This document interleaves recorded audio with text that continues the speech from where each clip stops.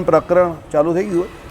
Okay, સત્સંગી જીવન પ્રકરણ 4 અધ્યાય 21. આમાં શ્રીજી મહારાજ જે ભગવાન શ્રી કૃષ્ણ પરબ્રહ્મ પુરુષોત્તમ નારાયણ જે અક્ષરધામસ્થ મૂર્તિ જે છે એ પર સ્વરૂપનું નિરૂપણ કરે છે ભગવાન.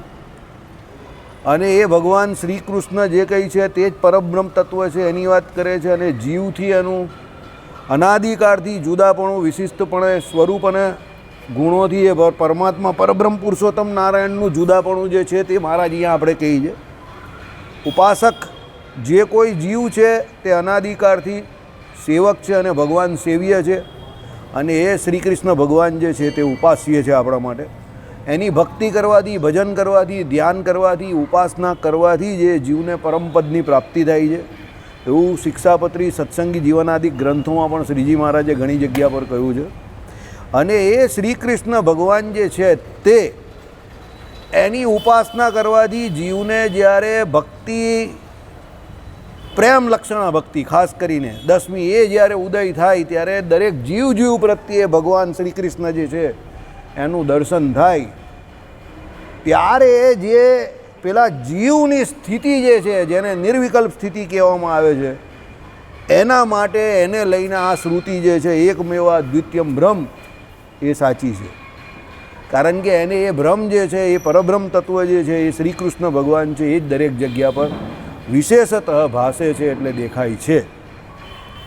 એટલા માટે ત્યાં એકમેવા દ્વિતીયમ બ્રહ્મ શ્રુતિની વાત કરી. હવે એના પછી નિત્યો નિત્યાનામ ચેતનશ્ચ ચેતનાનામ એમ કરીને જીવનું જે અનેકપણું છે તેની વાત કરી. એટલે અદ્વૈતીઓ એક જીવવાદ, બહુ જીવવાદ એવા બધા ઘણા બધા વાદ અદ્વૈતમાં છે. એમાં જીવ અસંખ્ય છે એ વાત, અને એ વાદ જે છે તે આપણે માન્ય રાખેલો છે.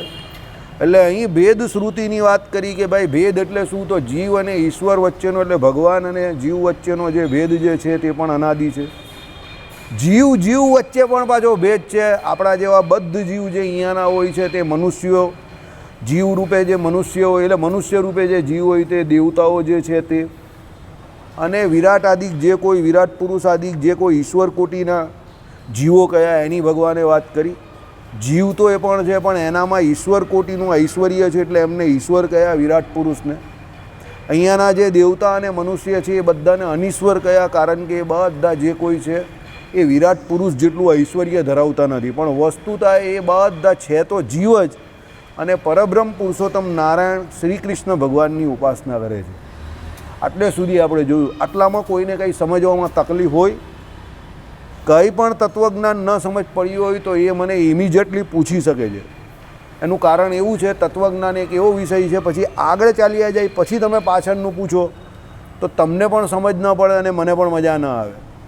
પણ જ્યારે ન સમજ પડી હોય કોઈ વાક્યમાં કે કોઈ ટેકનિકલ સિદ્ધાંતમાં તમને સમજ ન પડી હોય તો મને પૂછી લેજો.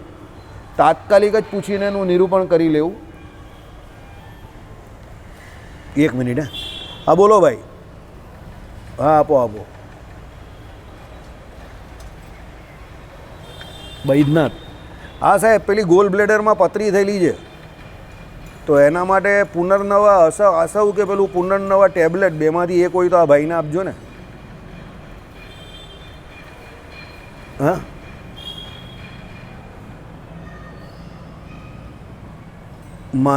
તમને મારી ઓળખાણ કદાચ હું સિપ્લા લિમિટેડમાં પહેલાં રિપ્રેઝેન્ટેટિવ હતો ને પછી મેનેજર હતો. તમે મને ફેસથી કદાચ ઓળખી જ જાઓ. એટલે હું તમારી દુકાને આવ્યો હતો પણ ઘણો સમય થઈ ગયો. હા પતરી મને છે 6 mm ને 8 mmની છે, એટલે 2 પતરી છે. બંને ગોલ બ્લેડરમાં જ છે. અને તમારી પાસે કોઈ બીજો કોઈ ઉપાય છે એની જોડે, કંઈક આની જોડે, પુનર્નવાની જોડે?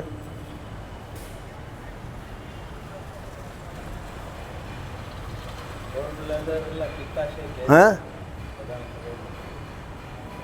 ઓકે, પણ તમે જો એની પાસે, તમારી પાસે કોઈ બીજો પણ જો આ ગોલ બ્લેડર સ્ટોન માટેનો ઉપાય હોય તો આની જોડે આપી દેજો ને આ ભાઈને. નહીં ડૉક્ટર, એટલે તમે એ કહી શકો છો, આપી શકો છો એ ભાઈને, બીજી પણ કોઈને. પેલો ખાખરાના મૂળાનો અર્ક જે છે તે.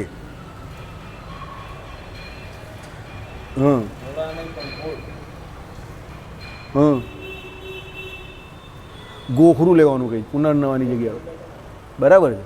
તો પુનર્નવા ન લેવું? બે લે.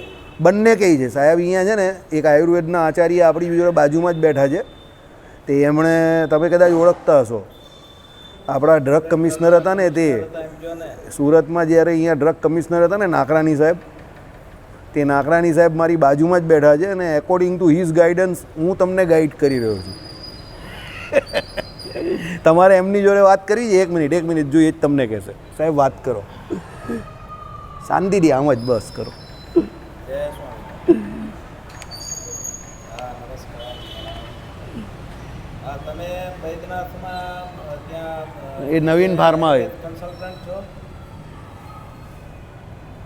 અચ્છા અચ્છા, દુકાનવાળા. હા તે કાંઈ વાંધો નહીં. આ તો મારા નોલેજ મુજબ હું કમિશનર હતો ફૂડ એન્ડ ડ્રગમાં, એટલે મને અમારે આયુર્વેદ ને એલોપેથિક મેઇન કંટ્રોલ હોય. આયુર્વેદિક એનાની બધી સિસ્ટમ અમે કંટ્રોલ કરતા હોઈએ, બરાબર. એટલે મારા નોલેજ મુજબ વાસુદેવભાઈને ગોલ્ડ મેડલ, એટલે આપણે એને ગુજરાતીમાં પિત્તાશય કહેવામાં આવે. ગુજરાતની અંદર પિત્તાશય, પિત્તાશયમાં પથરીનો પ્રોબ્લેમ છે. 6 ને 8 mm, હે 6 mm ને 8 mm આ 6 mm ને 8 mm મતલબ મોટી છે ખાસી છે. એટલે મેં એને સલાહ આપી હતી, તમે આ પુનર્નવાનું ટેબ્લેટ ફોર્મ અથવા તો એનો આસવ એ તમને અનુકૂળ આવે છે. અને ગોખરું પણ તમે એડવાઇસ કરી છે, ગોખરું પણ આમાં વેરી ઇફેક્ટિવ છે. તો એ બંને પ્રોડક્ટ અમને આપજો જે ભાઈ લેવા આવ્યા છે અમને. હા બંને. હા એટલે લિક્વિડ હોય તો લિક્વિડ આપજો, અને ધારો કે તમારી પાસે ટેબ્લેટ ફોર્મમાં હોય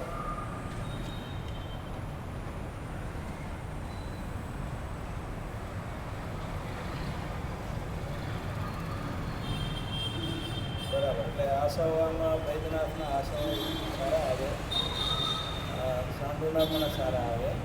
સાંડુ પણ છે તમારી પાસે? અત્યારે સાંડુના આપશો તમે? હા હા તો સરસ, આપી દો અમને થોડા, બરાબર છે. હા અને તમારું કાંઈ પેલું સાંડુ અને વૈદ્યનાથનું લિટરેચર હોય છે? હા બ્રોશર આપજો ને, બ્રોશર. બ્રાઉઝર એની કહે ને, બ્રાઉઝર હા. પ્રોડક્ટનું પ્રોડક્ટ લિસ્ટ આખું હોય ને એમાં. પ્રોડક્ટ લિસ્ટ ને પ્રોડક્ટ લિસ્ટ જોડે એનો ઉપયોગ, એટલે અમારે ઘણાને અમારી સલાહ લેતા હોય છે, રેકમેન્ડ કરાય એમ. બરાબર છે. એટલે બે કોપી મોકલાવજો. હે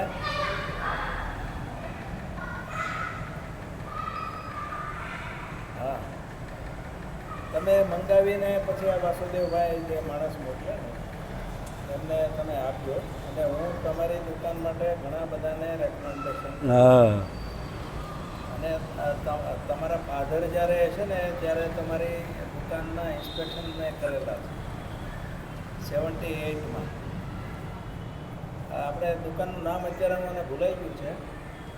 હા નવનીત. એ પેલો લીમડા ચોક જવાના રસ્તે જમણા હાથે પહેલાં દુકાન હતી વર્ષો જૂની, ત્યાં છે કે ચેન્જ કરી છે? આ તો 78ની વાત કરું, કદાચ તમારી ઉંમર કેટલી હોય મને ખબર નથી. બરાબર છે.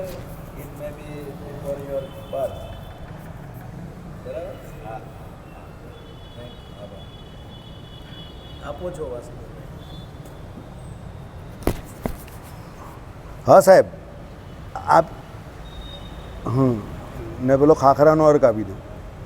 ઓકે ઓકે ચાલો. ખાખરાના મૂળનો અર્થ છે એની પાસે? છે બધું જ છે એની પાસે.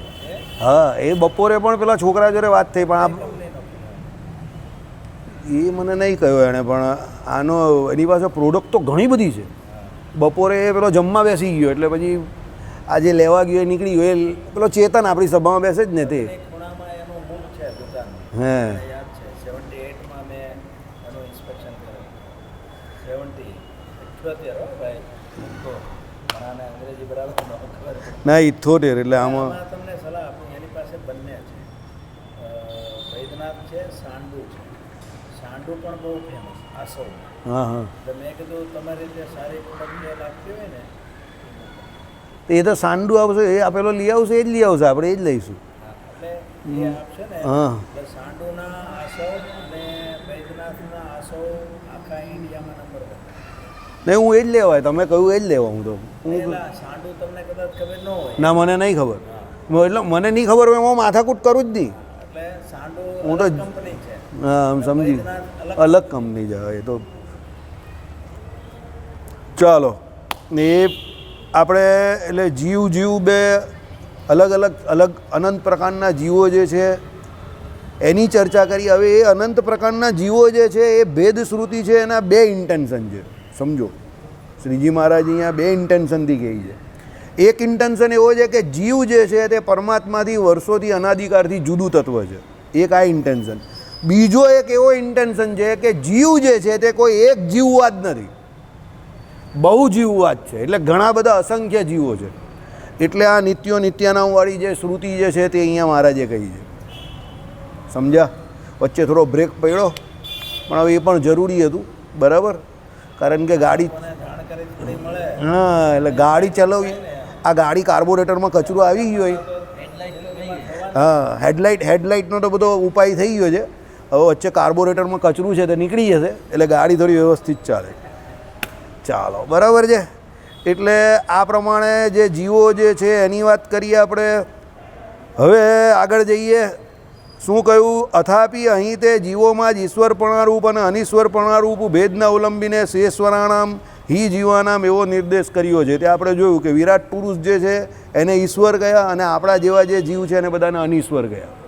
કાલે આપણે અહીંયા જોયેલું.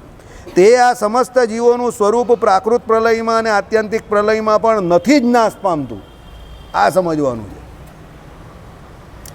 લોકોને જે ડર હોય જ ને, હું મરી જઈશ, હું મરી જઈશ, હું મરી જઈશ, ભાઈ, બરાબર? આ પ્રાકૃત બુદ્ધિ છે. આ કેવી બુદ્ધિ છે? મનુષ્યવત બુદ્ધિ નથી, આ પશુવત બુદ્ધિ છે કે હું મરી જઈશ, હું મરી જઈશ. આમાં તો એમ કહ્યું શ્રીજી મહારાજે કે પ્રાકૃત પ્રલય થાય કે આત્યંતિક પ્રલય થાય, જીવ કોઈ દિવસ નાશ પામતો નથી. એટલે હું કોઈ દિવસ મરતો, બરાબર? એટલે હું મરી જઈશ એવી કોઈ દિવસ ઉક્તિ ઉચ્ચારણ કરવી નહીં. ઉક્તિ એટલે વાક્ય. અને એવું કોઈ દિવસ બોલવું નહીં કે હું મરી જઈશ, હું મરી જઈશ. હું કોઈ દિવસ મરવાનો જ નથી. હું એટલે I stands for ever. I stand for ever એટલે આઈ જે છે તે કાયમ માટે રહેવાનો જ છે, એ જતો જ નહીં. અને આઈ એટલે અહંકાર જે કહેવાય ને, હું પણ, તે પણ જીવની જોડે ને જોડે જ રહેવું છે ને તે અતિશય સૂક્ષ્મ છે. એટલે એ અહંકાર જો તળી જાય તો ભગવાન મળી જાય. મન, બુદ્ધિ, ચિત્ત અને અહંકાર, એમાં આપણે એમ કહીએ ને કે મનને જીતવું અઘરું છે, સૌથી અઘરું મનને જીતવું અઘરું છે. ના, મન કરતાં સૂક્ષ્મ જે છે તે બુદ્ધિ છે, બુદ્ધિ કરતાં સૂક્ષ્મ જે છે તે ચિત્ત છે, ને ચિત્ત કરતાં સૂક્ષ્મ જે છે તે અહંકાર છે.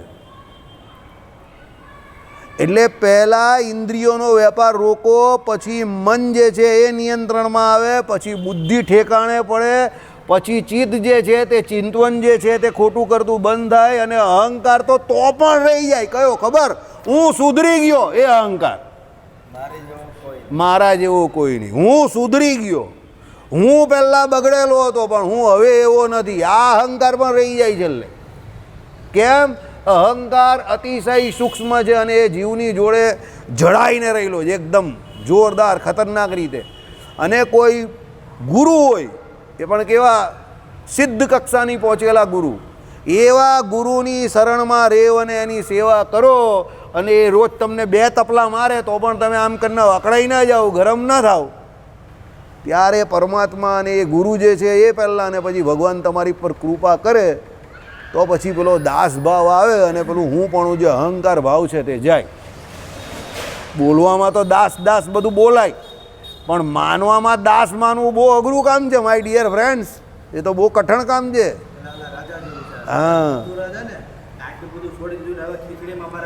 હા, અરે તમે રાજા જેવી વાત કરો. એક સાધુ હતા, તમે મથુરાની વાત કરીને એની પર ઉદાહરણ.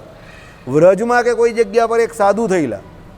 હવે એની પાસે કોઈ પણ મળવા જાય ને તો એ એક જ ચરિત્ર ચાલુ કરે કે મેં તો બહુ બડા આદમી થા, मेरे परदादा राजा महाराजा थे, संपत्ति बहुत थी, लेकिन मुझे संपत्ति का कोई मोह नहीं है और मैं सब कुछ छोड़ के चला आया.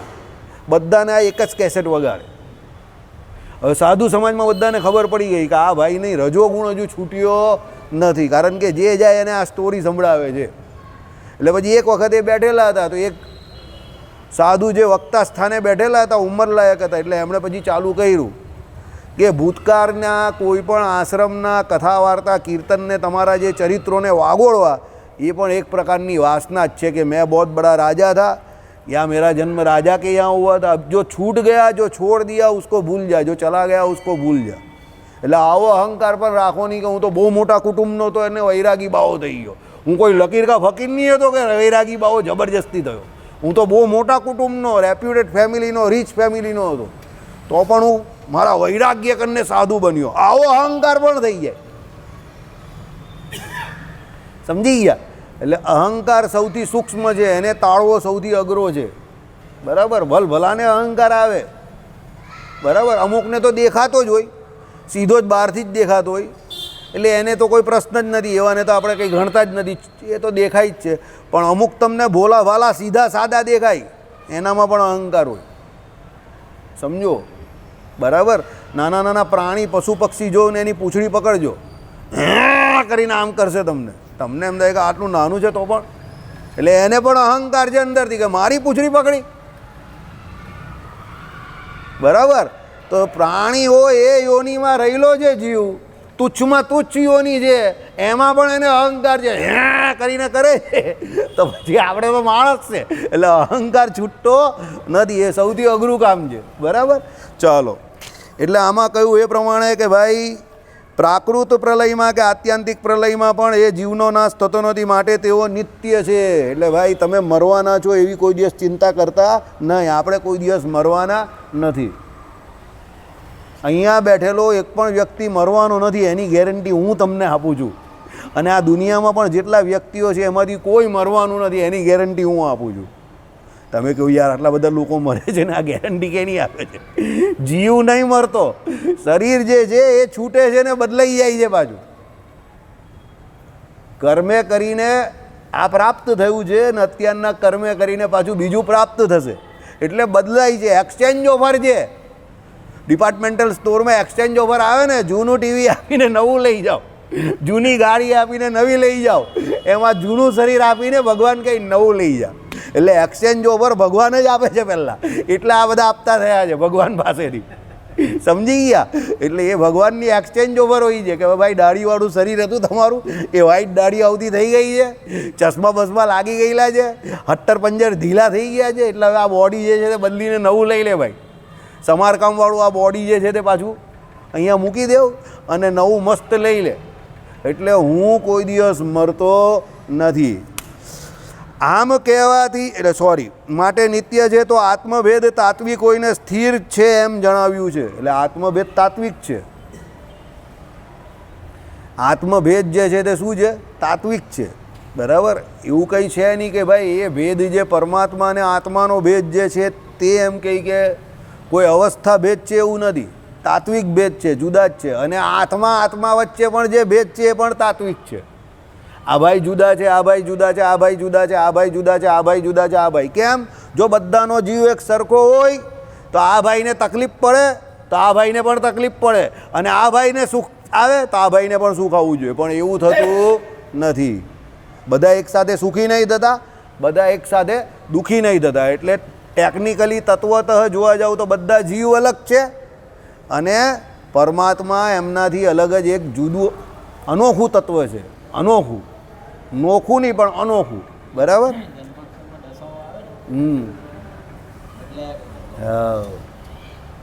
ચલો, આમ કહેવાથી આકારાંતરથી જણાય છે, પણ વિલય થતાં સમુદ્રની સાથે એક ભાવને પામતા તરંગો જેમ આ પૃથક જણાતા ચેતનોનો પ્રલય થતાં પરબ્રહ્મ સ્વરૂપની સાથે એકી ભાવ થઈ જાય છે એમ કોઈ કહે છે, તેનું ખંડન થઈ ગયું. એટલે સમુદ્ર અને એની તરંગો બંને પાણીના સ્વરૂપમાં એક જ વસ્તુ છે. એટલે સમુદ્ર જે છે તેની તરંગો જે સમુદ્રની અંદર ઉછળે તે પાછી સમુદ્રમાં મળી જાય, અને જે તરંગો બહાર હોય ને એ સીધી બહાર નીકળી ગઈ તો એ બહાર ચાલી ગઈ. પણ એ કહેવાય તો પાણીની જ લહેર કે પાણીના જ તરંગો. સમજો? એટલે તત્વતઃ એ તરંગ અને પેલો અંદરનો સમુદ્ર એમાં કોઈ ફરક નથી. પણ જીવ અને પરમાત્મા એ વચ્ચે તત્વત બહુ ઘણો બધો ફરક છે. જીવ જે છે તે અનાદિકાળથી જીવ જ છે, સુખીઓ થાય છે, દુઃખીઓ થાય છે, આલોક અને પરલોકને વિશે ભ્રમણ કર્યા કરે છે. પરલોકની અહીંયા જ્યારે વાત આવે ત્યારે સ્વર્ગાદી લોકને માનવું, અક્ષરધામ નહીં માનતા.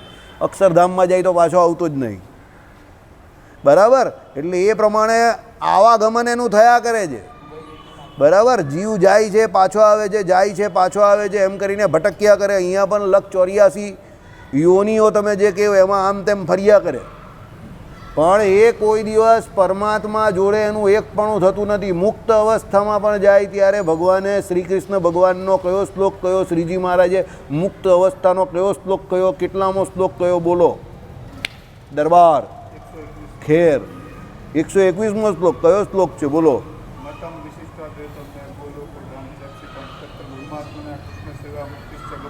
આનું ગુજરાતી બોલો. અમારો મત વિશિષ્ટાદ્વૈત છે અને અમારા મત મુજબ અમે ગોલોક ધામને વિશે જઈને શ્રી કૃષ્ણ ભગવાનની સેવા કરવી અને અમે મુક્તિ માની છે. લે જોયું, મારી બા કહેતા હતા ને પડોશીના પૈસા નહીં આવે, પણ પાડોશી સારો હોય તો એની અસર 100% આવે. એટલે હંમેશા દોસ્તી હોશિયાર માણસની જ રાખવી, અને ગગા હોય એની તો દુશ્મની પણ ન રાખવી, બરાબર. એટલે ઘણા મને એવું કહે કે હું તને જોઈ લઈશ. મેં કહું તું મારી દુશ્મને પણ લાયક નથી, એટલે તું મને જોવા આવતો જ નહીં, ચાલ જા ઘરે ચાલ્યો જા. કે આવી કેવી વાત? હા, ગગાની તો દુશ્મની પણ નકામી, પણ હોશિયારની દોસ્તી કામની, બરાબર. એક કહેવત છે કે 100 ગગા દોસ્ત રાખવા ને એના કરતાં એક હોશિયાર શત્રુ રાખવો સારો. હી કીપ્સ યુ એલર્ટ, એ તમને એલર્ટ રાખે, એ રોજ કંઈ નવું નવું કરે તમારા માટે, એટલે તમે વિચારતા ને વિચારતા જ રહેવું, એ તમને હોશિયાર બનાવી દે. એટલે 100 ગગા મિત્ર કરતાં એક હોશિયાર શત્રુ સારો, બરાબર. દરબારે દિલ ખુશ કરી દિયા, ગાર્ડન ગાર્ડન હો ગયા દિલ, બરાબર. અનએક્સપેક્ટેડલી એક્સપેક્ટેડ આન્સર આપી દીધો એણે, પાછો એકદમ પરફેક્ટ 100માંથી 100 માર્કવાળો. અને પાછો શ્લોક પણ આખો બરાબર બોલ્યો શિક્ષાપત્રીનો. મતમ વિશિષ્ટા દ્વૈતમ મેં ગોલોકધામ ચેપ્સિતમ તત્ર બ્રહ્માત્મના કૃષ્ણા સેવા મુક્તિશ્ચ ગમ્યધામ, બરાબર. એટલે એ શ્રીજી મહારાજે જે શ્લોક ત્યાં કયો છે એ શ્લોક જે છે એનું નિરૂપણ અહીંયા પણ છે આ, કે ભાઈ ત્યાં મુક્ત અવસ્થામાં જાય ત્યારે પણ એ શ્રી કૃષ્ણ ભગવાનની સેવા કરવી, એને શ્રીજી મહારાજે મુક્તિ માની છે. પણ કાં? ગોલોકધામમાં. અહીંયા પણ સેવા કરે છે શ્રી કૃષ્ણ ભગવાનની બધા, પણ અહીંયા સેવા કરે એ મુક્તિ નથી, સમજો. એટલે એ શ્રી કૃષ્ણ ભગવાનની ગોલોકધામમાં સેવા કરવી એને ભગવાને મુક્તિ માની છે. બીજી વાત, એ સેવા ગોલોકધામમાં અને શ્રી કૃષ્ણ ભગવાનની જ પાછી. અહીંયા જગતમાં ઘણા લોકો બીજાની સેવા કરે છે, બા બાપુજીની સેવા કરે, બાપુજી બાની સેવા કરે, શેઠની સેવા એના માણસો કરે, પણ એનાથી પેલો મુક્ત કહેવાતો નથી. પણ પેલો ભગવાનની સેવા કરે એ પણ ગોલોકધામમાં, એને મુક્ત કહ્યો. હવે જે સેવા કરતો હોય, સમજો, સાંભળો, આ સમજવા જેવો મત છે. જે સેવા કરતો હોય તો સેવા કરનારો જીવ એ સેવક, અને જેની સેવા કરતા હોય એ સેવ્ય. તે સેવ્ય કોણ? પરબ્રહ્મ શ્રી કૃષ્ણ ભગવાન. એટલે બંનેની ભગવાને વાત કરી. શ્રીજી મહારાજ જેવો સર્વોપરી ભગવાન કોઈ નહીં પાછો, બરાબર. વાણીઓ કાણીઓ ને સ્વામિનારાયણીઓ એમને એમ થોડી કહેવત છે. શ્રીજી મહારાજ એટલે આ પ્રમાણે સર્વોપરી, એમણે બંનેની ચોખવટ કરી. અહીંયા અદ્વૈતનો નિરાશ છે, સમજો કે ભાઈ એ શ્રી કૃષ્ણ ભગવાનની સેવા કરવી એને મુક્તિ માની. કોણ સેવા કરે? પેલો મુક્ત. એટલે એ અલગ છે, જુદો છે. અને કોની સેવા કરે? એ શ્રી કૃષ્ણ ભગવાનની. એટલે આમાં કહ્યું એ પ્રમાણે સમુદ્ર અને એની તરંગો જેમ એક થઈ જાય, અદ્વૈતીઓ જેમ એવું કહે, બાલ્ટીનું પાણી અને એની અંદર તમલનનું પાણી ભેગું કરું તો બંને એક થઈ જાય, પછી ખબર ન પડે કે આમાં બાલ્ટીનું કયું છે અને તમલનનું કયું છે. એવી મુક્તિ આપણે માની નથી. મુક્ત અવસ્થામાં પણ પેલો જીવ અલગ અને પેલા પરમાત્મા શ્રી કૃષ્ણ અલગ, સેવ્ય સેવક ભાવ. અને અહીંયા તો અલગ છે જ. અહીંયા તમે લોકો આ કાલે જ્યાં સુનિલભાઈ ઊભા રહેલા ભગવાનની સામે તો બધા બધું આપતા હતા. જે પેલા હરિભક્તો આપણા હોય ને, આપે લઈ બધું ચાલ્યા કરે. તો આપનારા જે જીવ જે છે તે બધા અલગ છે, ગ્રહણ કરનારા જે ભગવાન છે તે પણ અલગ છે. એટલે સેવ્ય સેવક ભાવ જે છે તે નિત્ય સિદ્ધ ભાવ છે. તમે કહો આ કઈ વાત આવે? આ લોકને વિશે પણ એ પરમાત્મા જે છે તે આપણા માટે સેવ્ય છે ને આપણે એના સેવક છે. એટલે આપણી ઉપાસના જે છે એમાં પણ સેવ્ય સેવક ભાવ છે. એટલે ભગવાને શું કહ્યું? પત્રમ પુષ્પમ ફલમ તોયમ. એટલે પત્ર, પુષ્પ, ફળ કે તોયમ એટલે જળ. આમાંથી તમે કંઈ પણ ભાવથી અર્પણ કરો. કઈ મૂર્તિને અર્પણ કરો? અહીંયાની અર્ચા મૂર્તિને. તો ભગવાન એને ગ્રહણ કા કરે? અક્ષરધામમાં ગ્રહણ કરે. એટલે અહીંયા તમે ભગવાનની સેવા કરી, પત્રમ પુષ્પમ ફલમ તોયમ, તો અહીંયા કરી તો કરનારો એક જીવ થયો કોઈ પણ, એટલે એ અલગ. અને કોની કરી? તો આ શ્રી કૃષ્ણ ભગવાનની કે નારાયણ મુનિદેવની કે હરિકૃષ્ણ મહારાજની જેની કરી તેની, તો એ પરમાત્મા અલગ થયા. હવે અહીંયા તમે એ ભગવાનની સેવા કરી તો એ તમારી અહીંયા શું થઈ? ભક્તિ થઈ કે ઉપાસના થઈ કે સેવા થઈ. તો અહીંયાની અવસ્થાની થયા. કઈ અવસ્થાની? બદ્ધ અવસ્થાની આપણી થઈ. આ અહીંયા કરવાથી અક્ષરધામના ભગવાન જે છે તેમને ઉપર તો એ તો સર્વવ્યાપક છે. આ મૂર્તિમાં પણ રહેલા જ છે, અર્ચા મૂર્તિમાં અને ઉપરની પરરૂપમાં ઉપરના કોઈ અણુ સરખો પણ ફરક નથી. એટલે એ ભગવાન તમારી અક્ષરધામમાં બેઠા બેઠા એ સેવા સ્વીકાર કરે છે અત્યારે આ માયિક એવા શરીરથી. પણ અહીંયા સમજવાનું શું છે? તમે જે માયિક એવા ઇન્દ્રિય અંતકરણથી સેવા કરો છો એ ફક્ત ને ફક્ત સેવા કરવાનું તમારું સાધન છે. પણ તમને જે પ્રાપ્ત થવાનું છે તે પ્રાપ્ત કોને થવાનું છે? બોલો. હવે ટેકનિકલ સવાલ આવ્યો આના પછી. વો ફાઇન જવાબ, વેરી ગુડ. આ તેરા દીને ક્યાં ખાકે આયા હતા? ક્યાં ખાકે આયા હતા? બરાબર, જીવને પ્રાપ્ત થવાનું છે. એટલે ઇન્દ્રિયો અંતકરણ માયિક છે અને માયિક એવા ઇન્દ્રિયો અંતકરણ એ ફક્ત સાધન છે. કોનું સાધન છે? એના એ છે ઉપકરણો છે. કોના? જીવના ઉપકરણ છે. હું તમને સાધન એટલે કહું છું કે તમને સમજ પડે, બાકી એને શાસ્ત્રોમાં ઉપકરણો કયા છે. ભલે સેવા તમારા ઉપકરણો દ્વારા થાય છે પણ દરેક વ્યક્તિ એ સેવા કરી શકતું નથી. તો સેવા કોણ કરે છે? પેલો જેનો જીવ અંદર સારો હોય એના જ ઇન્દ્રિયો અંતકરણ અહીંયા આ સમય પર મંદિરે આવે અને સેવા કરે. બાકી આખા દુનિયામાં અત્યારે આઈપીએલ ચાલુ થઈ ગયા 8 વાગી ગયા. સમજ પડી? આ પાનના ગલ્લે તો બહુ, તમારા વરાછામાં બધા નવરી દુકાન. બસ. એટલે એ જીવ જે છે, જેનો રૂડો જીવ છે, સારો જીવ છે, જેની પર પરમાત્માની કૃપા છે, એના જ ઇન્દ્રિય અંતકરણ અહીંયા ભગવત સેવામાં લાગેલા છે ને એ જ ભગવાનની સેવા કરે છે. એટલા માટે એનો જીવ જે છે એ ત્યાં જઈને મુક્ત થાય છે. એટલે સેવા ભલે તમે અહીંયા શરીરથી કરો પણ મુક્ત કોણ થવાનો છે? જીવ થવાનો છે. અને ફોર યોર કાઇન્ડ ઇન્ફોર્મેશન, પાછો એકવાર આને સવાલ કરવાની ઈચ્છા થઈ. અહીંયા તો એ જીવને ઇન્દ્રિય અંતકરણ છે પણ અક્ષરધામમાં જાય છે ત્યારે એ સેવા કેવી રીતે કરે? દિવ્ય દેહ આપે ભગવાન. અરે યાર, આજ તો બપોરે શું જમેલો ભાઈ તું? આજે તો બધા જવાબ એના ટકારા જેવા. ખાખરાના મૂળાનો હરક નહીં ખાધો ને ભાઈ? તે બધું ક્લીન દેખાતું થઈ ગયું એકદમ. હા, દિવ્ય દેહ મળે. એટલે ત્યાં પણ સેવા કરવા માટે આપણે કહીએ ને ગુજરાતીમાં, આ લોકોનો સરકારી શબ્દ, વૈકલ્પિક વ્યવસ્થા કરવામાં આવી છે. એટલે ભગવાને એ વૈકલ્પિક વ્યવસ્થા રાખી છે ત્યાં પણ કે ભાઈ તે નીચે સેવા કરેલી ને તારા માટે એક વૈકલ્પિક વ્યવસ્થા કરું છું. એટલે વિકલ્પ, ઓપ્શનલ. એટલે શું? વૈકલ્પિક વ્યવસ્થા. તો ભગવાને આપણા ભક્તો માટે વૈકલ્પિક વ્યવસ્થા કરી છે. સાકારને જે માને છે એના માટે કઈ વ્યવસ્થા? અપ્રાકૃત દિવ્ય દ્રવ્યનો ભગવાન ત્યાં તમને યોગ આપે, બોડી આપે, શરીર આપે અને એના દ્વારા તમે એ ભગવાનની સેવા ત્યાં પણ કરી શકો છો. બરાબર?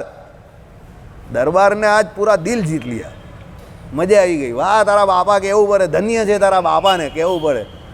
બરાબર? કાલે તે તારા બાપાને મદદ નહીં કરેલી, આજે તારા બાપુજીએ દિલ ગાર્ડન કરી નાખ્યું. મસ્ત સિદ્ધાંત સમજેલા છે ભાઈ. આવી રીતે સિદ્ધાંત સમજવાના. જો આવા સિદ્ધાંત સમજાવ હોય એ ભાઈને કેમ ફાવે છે ખબર જ તમને કહું? આ ભાઈ આપણી મૂળ સભાના, ઓરિજિનલ સભાના સભ્ય હતા પણ વચ્ચે વચ્ચે મેં તમને કહ્યું એ પ્રમાણે વૈકલ્પિક વ્યવસ્થા માયાની વધી જાય એટલે ચાલ્યા જતા હતા. જાય આવે સમુદ્રને એની તરંગો જેવા, પણ છેલ્લે આવી ગયા. બરાબર? ચાલો. એટલે એ પ્રમાણે એ જીવ અને પરમાત્મા બંને અલગ જ તત્વ છે. આપણે જોઈ લીધું. એમ ખંડન થઈ ગયું કેમ કે જીવાત્માઓ અવિનાશી છે એટલે કોઈ મરવાનો નથી. મગજમાં યાદ રાખજો, મૃત્યુનો ભય કોઈ દિવસ રાખતા નહીં. મૃત્યુનો ભય અજ્ઞાની વ્યક્તિઓને હોય કે હું મરી જઈશ, મને આમ થશે ને તેમ થશે ને ફલાણું થશે ને. જે કંઈ થશે તે શરીરને થશે. જીવાત્મા અવિનાશી છે, બરાબર ને? તો હિન્દી ફિલ્મવાલા કહે જ છે પ્યાર કભી મરતા નહીં, મરતે ઇન્સાન. બરાબર, એક્ઝેક્ટલી સમજી ગયા? એટલે કહેવાનું તાત્પર્ય એ લોકો પણ જાણી ગયા છે, વેદાંતનું છે આ, કે ભાઈ જીવાત્મા અવિનાશી છે. એ લોકો પણ જાણે જ છે, મરવાનો નથી, શરીર મરી જાય. હા, એટલે એ લોકો અલગ રીતે કરે, પણ એ લોકોનું વેદાંત અલગ હોય. બાજુ એ બધા ચાવાક હોય, શરીરનો ભોગ ભોગવ્યા કરે. આપણે એવી રીતે ના માનવાનું. આપણે શું માનવાનું? જીવ અવિનાશી છે, એટલે ભગવાનનું ભજન કરવાનું શાંતિથી, ટેન્શન નહીં લેવાનું. બરાબર? અને જેટલું ભાગ્યમાં હોય એટલું જ વપરાય છે. બાકી ભલભલું એના સમય પર ન ભાગ્યમાં હોય તો વયું જાય. બરાબર વિજયભાઈ? સાચી વાત કે ખોટી વાત? એકદમ સાચી વાત. એમને નહીં અનુલક્ષીને કહેતો, અમારા બંનેની અંદરની વાત છે આ. અમારા બેની આવી બધી વાત ચાલ્યા કરે. બરાબર? ચલો, હવે કોઈ શંકા કરે કે પ્રાકૃત પ્રલયમાં ઈશ્વર સહિત જીવનો નાશ થઈ જાય છે. કહે ને બધા, ભાઈ પ્રાકૃત પ્રલય થયો, પ્રકૃતિનું બધું પ્રકૃતિમાં લઈ દઈ ગયું, તો બધો નાશ થઈ ગયો ઈશ્વર સહિત. ઈશ્વર એટલે કોણ અહીંયા ગયા? પેલા વિરાટ પુરુષ. કારણ કે હા, પણ સાંભળો હવે, તો તેમ નથી. શું કહ્યું? તો તેમ નથી. પાછળ એની ચોખવટ કરી કે ભાઈ નાશ નહીં થઈ ગયો. પ્રાકૃત લયમાં જીવોના તે મનુષ્યાદી દેહનો વિનાશ થાય છે. આવી ગયું? એટલે તમે કોઈ દિવસ કે હું કોઈ દિવસ મરવાનો નથી. પ્રાકૃત પ્રલય થઈ જાય તો પણ ખાલી મનુષ્યાદી જે આપણા દેહ છે કે પશુ પક્ષી આદિકના જે કોઈ દેહ છે એનો નાશ થશે. સમજી ગયા? એટલે એ કોઈ દિવસ વિચાર નહીં કરતા કે હું મરી જઈશ, હું મરી જઈશ, એવી બીક ના રાખતા. આ હું જે છે ને તમારી જોડે, એ હું જે છે તે આપણે પોતે જ છે, સ્વયં. અહમ સ્વયં. પેલો અહંકાર બોલે ને, હું પોતે. પેલો કહીને ભાઈ તમે કોણ? આ કંપનીના માલિક કોણ? તો પેલો કહે હું પોતે, એમ કહીને તે અહમ સ્વયં, હું પોતે એમ. એ કોઈ દિવસ મરતો જ નહીં. એટલે મરી જવાનો ભય કોઈ દિવસ રાખવાનો નહીં. મરી જવાનો ભય કોને હોય? અજ્ઞાની એવા જે કોઈ પશુ પક્ષી આદિ જીવ હોય એને હોય. જે ભગવાનના ભક્ત છે એને મરવાનો ભય ન હોય.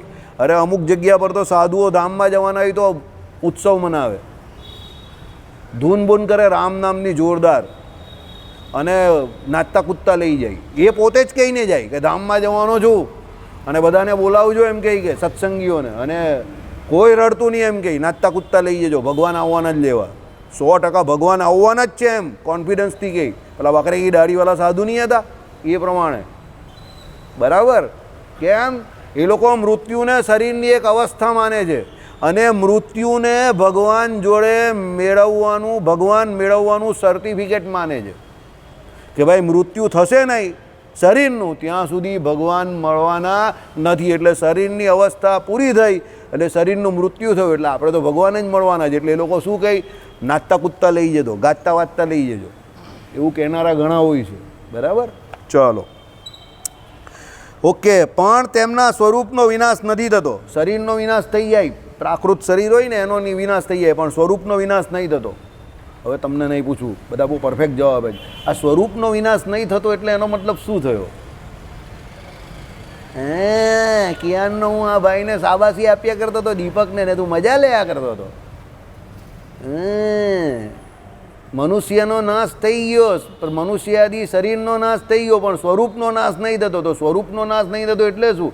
પ્રભુ સ્વામીના શિષ્ય તબિયત સારી હોય તો જવાબ આપી શકે છે. તબિયત કેવી છે? સારી છે. હા, તો સ્વરૂપનો નાશ નહીં થતો એનો અર્થ શું થાય? બોલો.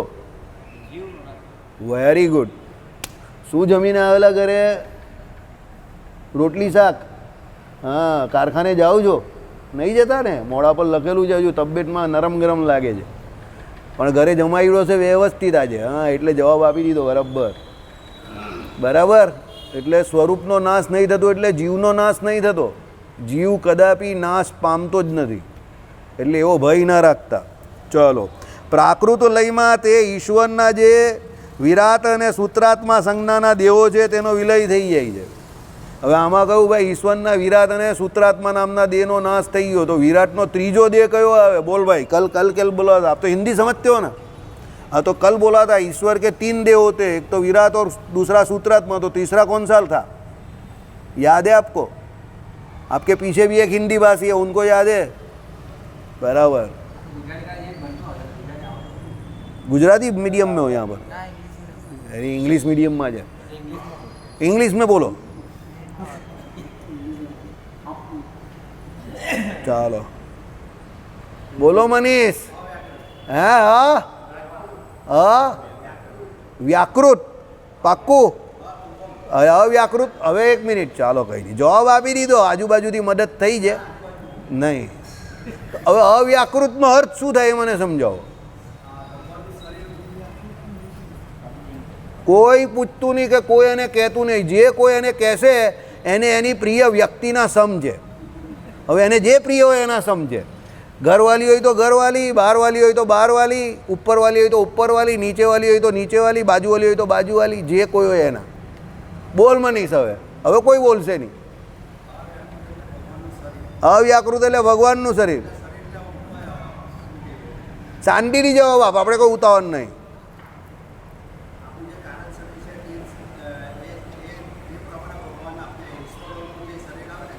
એક મિનિટ, પહેલાં તું મને એ કે આજે અવ્યાકૃત તે શરીર કયું, તે કોનું છે? ભગવાનનું છે. એ કયા ઈશ્વર કયા? નહીં, એની આગળ, એની આગળ, એની વિરાટ વિરાટ વિરાટ. અહીંયા વિરાટ પુરુષ જે છે ને એને ઈશ્વર કયા છે, એટલે બ્રહ્માજી કરતાં પણ ઉપર છે.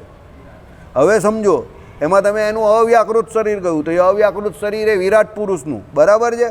તો એ વિરાટ પુરુષનું અવ્યાકૃત શરીર, તો એ અવ્યાકૃતનો અર્થ શું લેવો એમ, એનું અર્થઘટન શું કરવું? તમે બોલ્યા છો પણ એને અર્થ, એને સમજવું કેવી રીતે? આ છોકરાને સમજાવો, દીપકભાઈનો છોકરો છે ને એને, ભાઈ તમારું નામ શું છે? હા, ક્રિસ. લે આ તો ક્રિસ છે યાર, હમણાં ઉડી જાય, ઢોંગ ડોંગ ડોંગ કરતો હમણાં ઉડી જાય. આવું જ મ્યુઝિક હતું ને બેકગ્રાઉન્ડ? હા, મ્યુઝિક મને બહુ પાવરફુલ આવડે, એક જ વખત જો એટલે યાદ રહી જાય. એને નહીં ખબર, મને કોને? છોકરાને, ક્રિસને ખબર. બોલ ભાઈ, અવ્યાકૃતનો અર્થ શું થાય? હા, ઐશ્વર્ય? ના, ઐશ્વર્ય પર પ્રિન્ટ ચોટી ગઈ એની, મનીષે ખો આપી દીધો એને. હા તો બોલો અવ્યાકૃતનો અર્થ. એ તો દૂધ પૌવા છે હજુ. અવ્યાકૃતનો અર્થ શું લેવો, અર્થઘટન શું કરવું? મુકુંદાસ બોલો. હા, નહીં નહીં નહીં નહીં, એને કોઈ હેલ્પ નહીં કરતું. એને હેલ્પ કરવાની જરૂર નથી હમણાં, એને ફટકા મારવાની જરૂર છે. બોલો મુકુંદાસ. અવ્યાકૃત શરીર છે આ ભાઈ, કહે કે ઈશ્વરનો દેહ છે, તો અવ્યાકૃતનો અર્થ શું લેવો? ગોખાગોખી નહીં કરવાની આપણે. આપણી સભામાં કોઈએ પણ એક પણ વસ્તુની ગોખાગોખી નહીં કરવાની. મોઢે કંઈ કરવાનું જ નહીં, બધું સમજવાનું. મોઢે કરવાની વાત જ નહીં કરવાની, બધું સમજીને કરવાનું. બોલો સંજયભાઈ, અવ્યાકૃત એટલે શું? હા, ઈશ્વરનું સૂક્ષ્મ શરીર. Very good. બોલો મનીષભાઈ, નાના મનીષભાઈને છોડીને મોટા મનીષભાઈ. એક જવાબ તે આપ્યો નહીં, કેટલાની ઇજ્જતના ફાલુડા કરી નાખ્યા. બોલો મોટા ભાઈ, અવ્યાકૃત શરીર એટલે શું? ચાલો ભાઈ, પ્રભુ સ્વામીના શિષ્ય, તમે મદદ કરો આ લોકોને. અવ્યાકૃત શરીર એટલે શું? તમને પણ નહીં આવડતું, વેદાંતના જાણકાર અશોકભાઈ સીધો સાદો જવાબ આપજો. અવ્યાકૃત શરીર એટલે શું? તમને પ્રાર્થના કરું છું.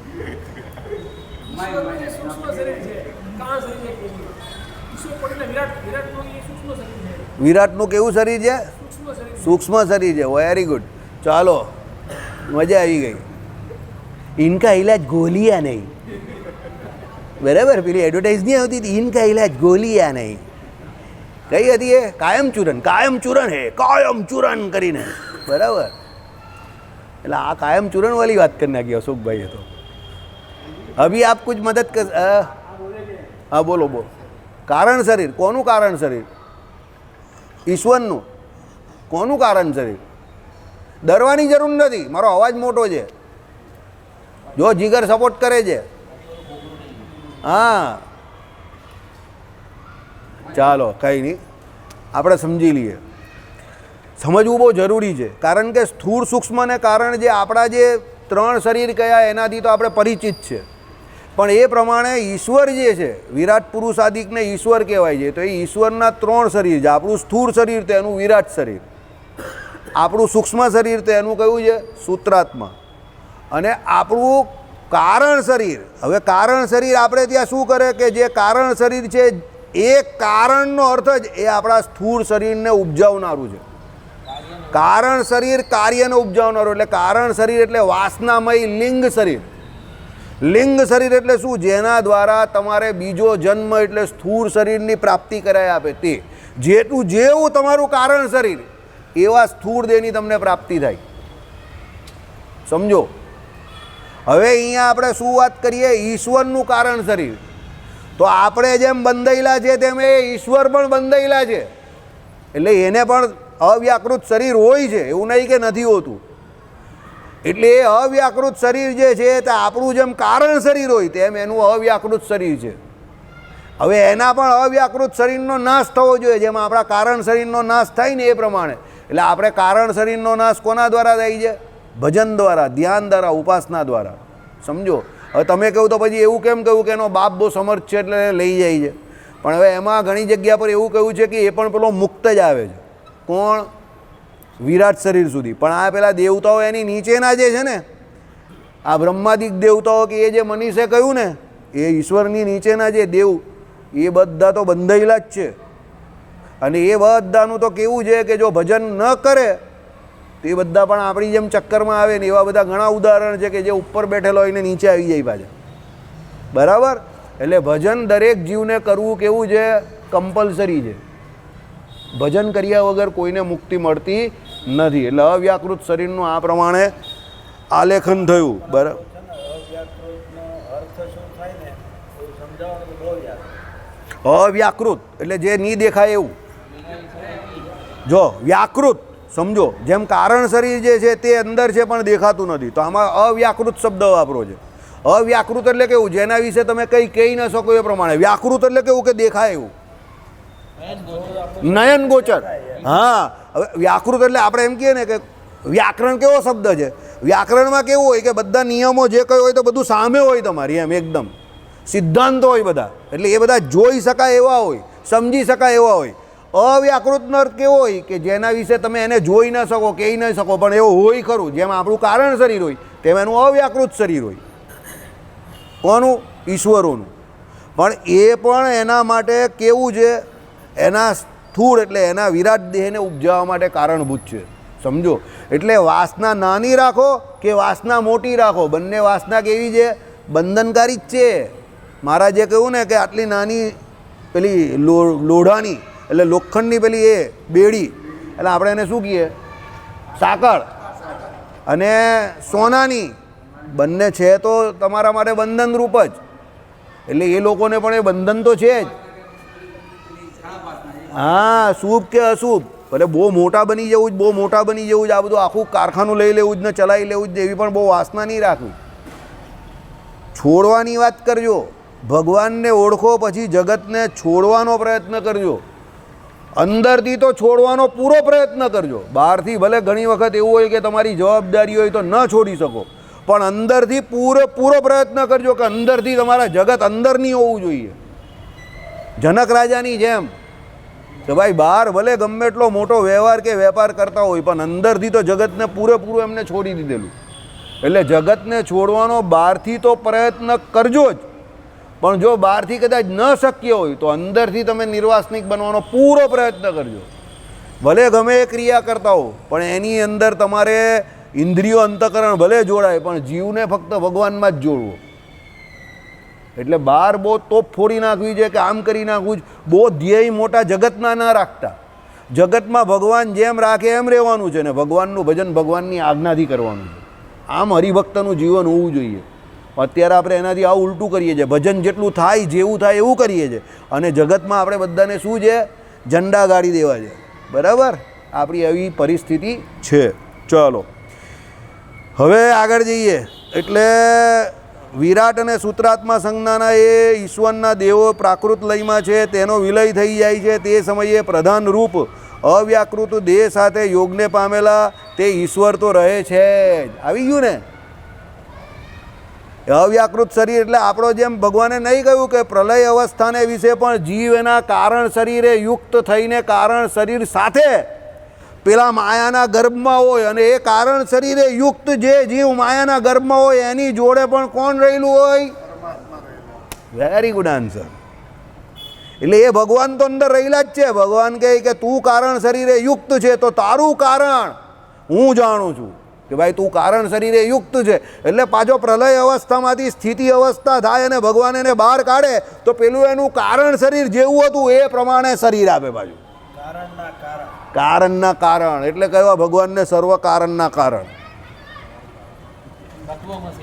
તત્વમસી. તત્વમસીનો અર્થ શું થાય? એમાંથી બહુ સમજ પડે. કારણના કારણ. ઘણા લોકોને સારી સમજ પડે. તત્વમસીનો અર્થ પણ આ જ છે.